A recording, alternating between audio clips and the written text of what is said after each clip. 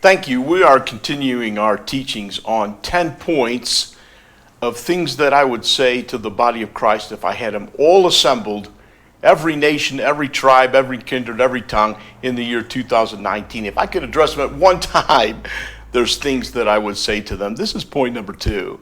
Point number 2 is I would encourage the entire body of Christ to embrace human history as the outworking of God's providence, because God has a goal in mind. So often, especially in the United States, history is taught from a Greek perspective. The Greeks believed in that history was in a circular fashion. You hear phrases like, what goes around comes around, or history repeats itself. These kind of phrases that you hear from young American students in the West. Whereas God is not producing history and working in history in a circular fashion. He's working in a linear fashion. That is, he started at the beginning. He has an end goal in mind. And so all of history is very significant. Every movement of human beings from day one until the end of time has significance, because God, as the providential overseer of all time and space, is moving toward a desired end, using not only Christians, but the entire peoples of the earth and human history to work out his purposes. That's why I find it's a great insult to God's providence that so many young people today, they don't know anything about history. They don't know what happened in the past. They don't know about God's great deeds. They don't know about, for instance, Rome and Egypt and Babylon, great empires who challenged God's authority, and now they are no more. But when you understand history, you see God's hand of providence all through the dealings of human beings.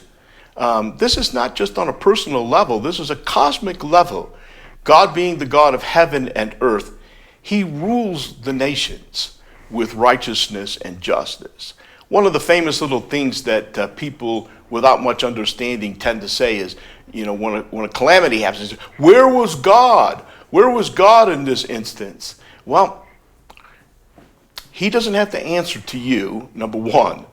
Number two, when you don't know history, you live in an existential bubble, that things just happen to you, and you don't understand the meaning of it at all, and you just go from tragedy to tragedy, from crisis to crisis, from political ideology to political ideology, whatever it might be.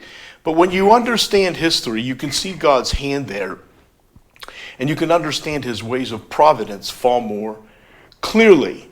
And so I would advise every student, let's say, for instance, how about just starting for Christianity with church history? Now, you don't have to have a PhD to understand these things, but I would encourage the entire body of Christ. What did the fathers believe? What did the fathers say? How did they treat their generation? How did they deal with conflicts in their time? The lessons we can draw, the understanding that we can take from our church fathers is enormous. For instance, if God gives me a revelation from his word, one of the first places I'll go to see if this is a legitimate revelation from God is I'll check with the church fathers. Because there's nothing new under the sun. God's not going to give me something that's totally new and unique. He's going to continue to say the same things he's always said. And, one of the distresses of Christianity is we're kind of stuck, because until we learn our lessons, he's not going to move us on to the next. And so when you understand history, there's a wisdom that comes from the ages. There's an appreciation that comes from the fathers. We don't worship them. We don't pray to them.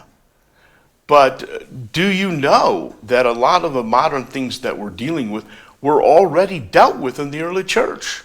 I'll give you, for instance, in modern United States of America, there are some famous preachers that are encouraging us to just unhitch ourselves from the Old Testament. Just leave the Old Testament. You don't need the Old Testament. We're New Covenant people now.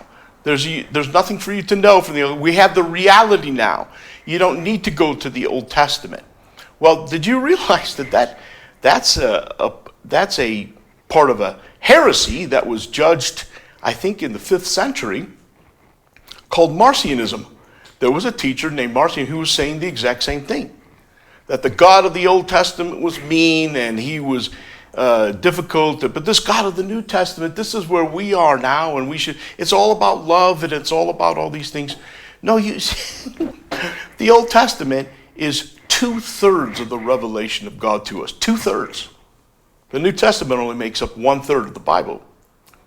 And so there you go. If you don't even know the history of God's dealing with his people, the enemy can so deceive us, and the enemy can so puff us up thinking we're the only ones who have had these kind of difficulties and struggles. Oh, this is the worst time on earth to be a Christian.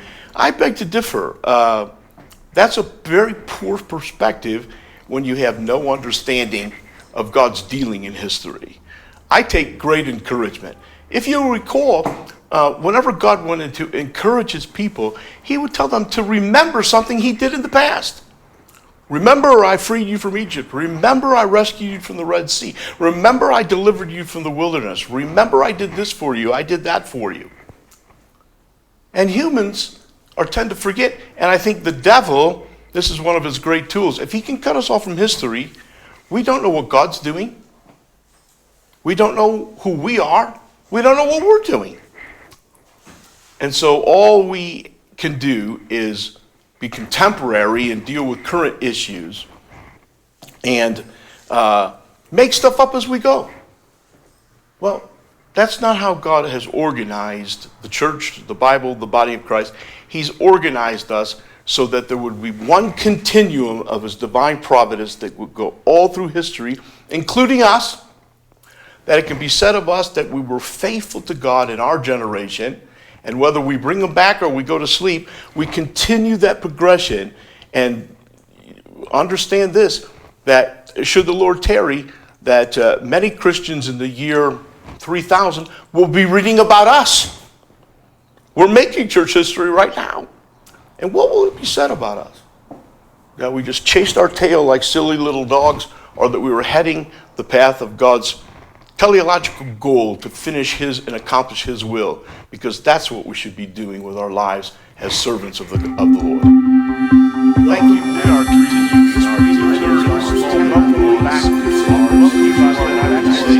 our hello again and welcome to our teaching. Welcome to our